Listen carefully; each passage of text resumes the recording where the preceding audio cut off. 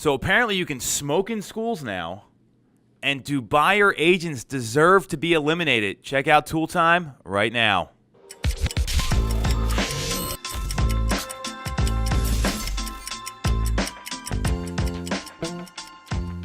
I'm Tom Toole. She is Jess Lion. We are live again on Toole Time here. Got some interesting topics today, some pretty controversial stuff. Much juicier than last week. Well, you know, sometimes you have to find the topics rather than just let the topics find you. So I'm always about being proactive, and apparently this is going on, and I feel like an idiot for not knowing about it, but there are kids smoking in schools, not traditional cigarettes, if you want to call that traditional, but they are using, they're Juuling, which is that vape cartridge with high nicotine content, and it's become a big problem for a lot of school administrators. So Jess, why don't you brought this to my attention. Why don't you kind of share some info and give us your opinion on this? Yeah, well, I brought it up because I have been seeing it with all of my friends. Obviously, they're not in school, other adults, but then been noticing younger kids can get it a lot easier as well. And I was speaking to a school administrator about this, and it's a huge problem because you can kind of sneak it into your school bag. It looks like a flash drive. You can do it real quick, and the smoke almost goes away immediately. So you can do this in this, like, it's much easier than, like, lighting up a cigarette in school. I've never done that. I've never smoked a cigarette in my life. But I think this is a huge problem because it's appealing to younger kids. It looks cool. It's like this little... It's a little like flash drive looking thing, and it kind of smells good. It smells like mango or mint or berries. But they're not I think it's 63% of the kids who are underage using it don't even know that it has nicotine in it. So I feel like there are a lot of things that need to be done here. It needs to be harder to get, because I went online and went on Juul.com, and it says, "Are you 21?" You hit yes. And then it goes into the cart, and then they verify it with, like, I guess your address or, like, your date of birth. But if someone you know who's underage knows that stuff, then they could just buy it and, like, put in a credit card or put in, like, whatever, and then it's done. Well, I know my parents' date of birth and their address when I live with them. I mean, This is not, like, unheard of. And they were clearly above 18. So my sister could do the same thing. She's underage, not saying that she would, but she knows all my stuff. So it's very easily accessible. You can even buy the cartridges. Like, you can't buy cigarettes online. I tried to do that too, and you can't. At least I couldn't. And if I can't do it right away, then I don't think anybody else could. But maybe they could. But I think they need to make it harder to get. I think they need to make the nicotine awareness, really, like, what are the effects. There are some lawsuits going on right now where people are, suing these companies because they're really addicted to nicotine now. I mean, obviously, I don't think it's going to go anywhere because obviously you're an adult, but the effects of nicotine need to be made well aware as well. So I had to research this. I've seen a couple friends of mine, they use it. I don't think anything of it because I'm obviously not in school, right? And these people are all adults, and they, people know the dangers of smoking. And the content in these pods, it's about 200 puffs of cigarettes. So if someone smokes a pod a week, it's like smoking 100 cigarettes. That's an established smoker. So, and I don't even know how many's in a pack of cigarettes. Neither do I. To me, the issue here is the nicotine companies are never going to stop selling this stuff. That's never going to happen. Yep. This has got to be on the schools. I mean, apparently these kids are vaping the pod, and they blow it into their backpack or like a sweater. And I've seen people do this stuff in places where you're not supposed to smoke, and no one notices. A beach, a restaurant. I've seen it at sporting events where they have to walk through a metal detector, and you're not supposed to smoke inside, and people do it. So I don't really care about the adults so much here. This has got to be on the schools. One, I mean, like, do you search the kids? Like, is there like, I mean, I don't understand how this is, what the policy is going to be.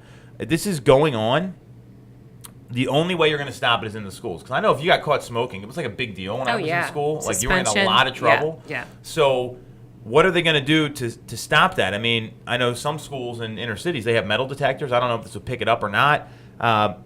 The excuse that it looks like a flash drive, I mean, I don't even know anyone that uses a flash drive anymore. So it's a tough thing. this has got to be on the schools to fix this and come up with some sort of policy, because I know as a parent, if I found out this was going on, I'd be pretty pissed off, right. And I would not be happy. That's where my kid's getting nicotine products from school, and he's allowed to smoke it in the school. It's supposed to be a safe place. Exactly. So I don't know the solution here.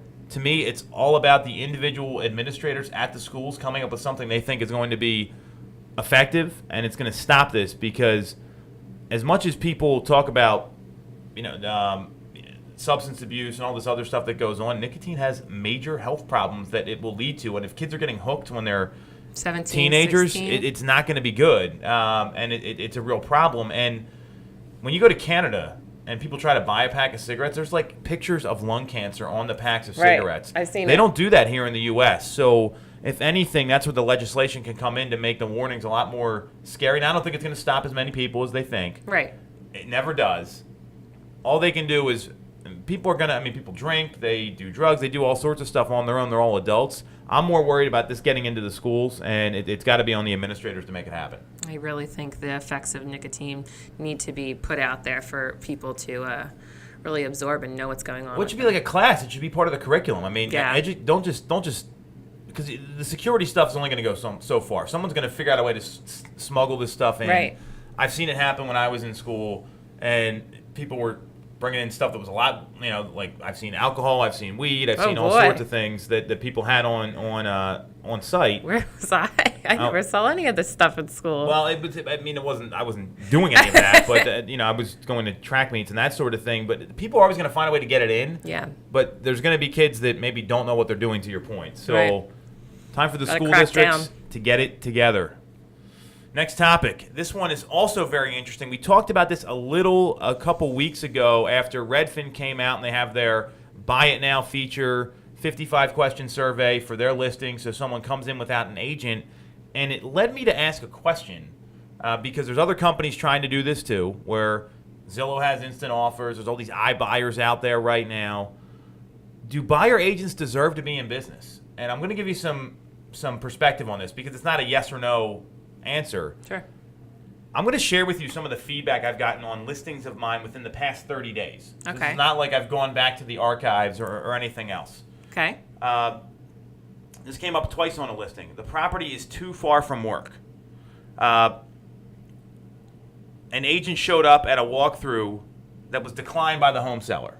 So they said, don't come now, come at another time, and the agent just showed up anyway. And this is all logged in our appointment system. I had a septic inspection company stop by to dig holes in a property unannounced twice, without calling our office, without logging it in the appointment center. And then this morning, we have a home that has multiple offers in on it, which is normal. Mm-hmm. And we set a deadline of later today for everyone to submit their best terms and best price. Yeah. And the agent declined or canceled their showing and said the home's already under contract, and that's what they told their buyer. So I don't see how these things are making sense. So let me just give some perspective here. When you look up a home and you work in X, wherever location X is, you know how far away it's going to be. The home's not moving and neither's your work.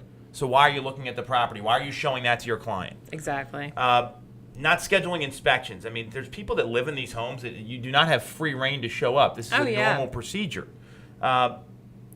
Showing up at a walkthrough that was declined.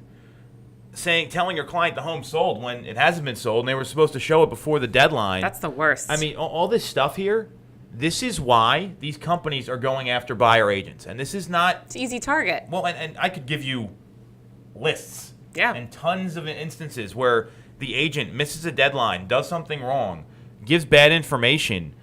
All these things, they don't make any sense. And to me, this whole problem is because buyer agents, the majority of them, Jess works with a lot of buyers. This is not one of the people I'm talking about here, to be super clear. And there's a lot of great agents out there, but there are a lot of them that do zero prep work.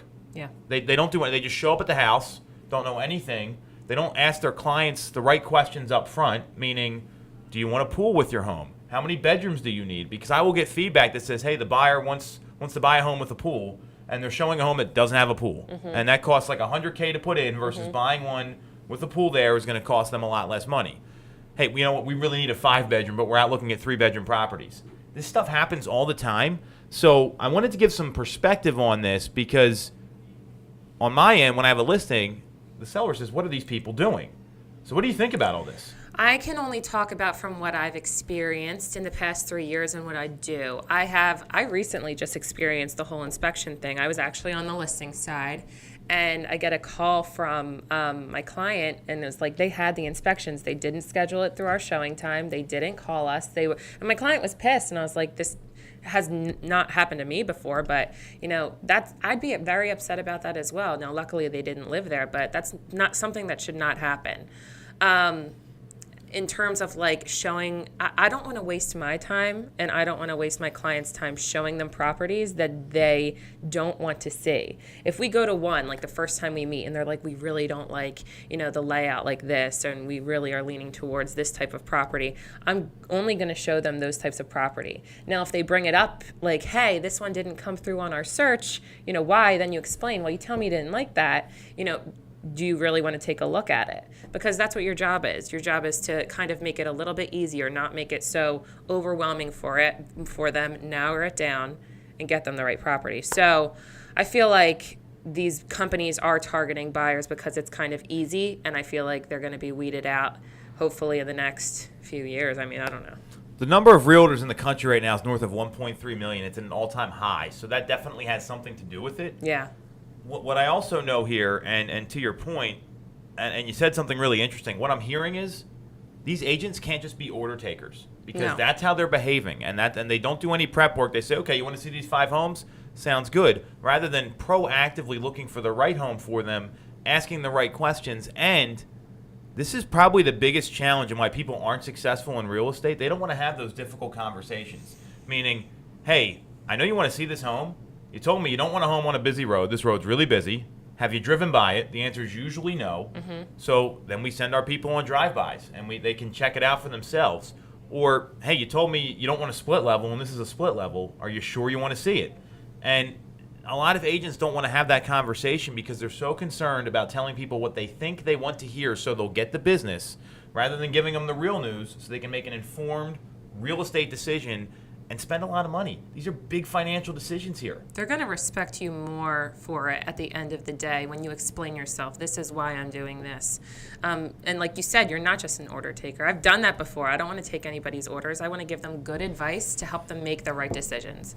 So, yeah, I say do your homework. Well, what I would say to the realtors watching right now is if that, you think that you're worried about Redfin or you're worried about Zillow, the only way to combat them is to deliver excellent service, because these companies aren't going to do anything. Redfin has you fill out a 55-question survey that he couldn't even get the disclosures right in Massachusetts, and they had to redo the process where they're launching that Buy It Now feature, whatever the heck it's called, because they didn't have the laws down properly, right? So these companies are making mistakes too, and when you're the agent that says, "Hey, I missed the deadline. I don't know what to say," that's on you. That's horrible. Not, and this is, and I've had this happen where the agents missed a deadline and they say, why didn't you remind me? And my response was, I'm working for the seller, not for your client, number one.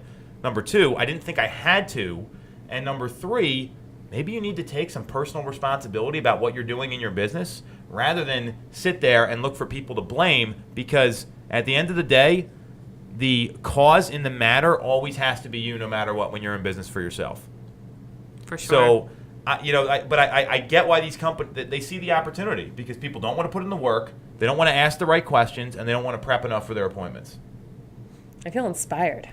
So, so for the consumers watching, these are questions you should be asking the people you interview. Yeah. Are you going to be asking me the right questions? Are we going to get clear on everything?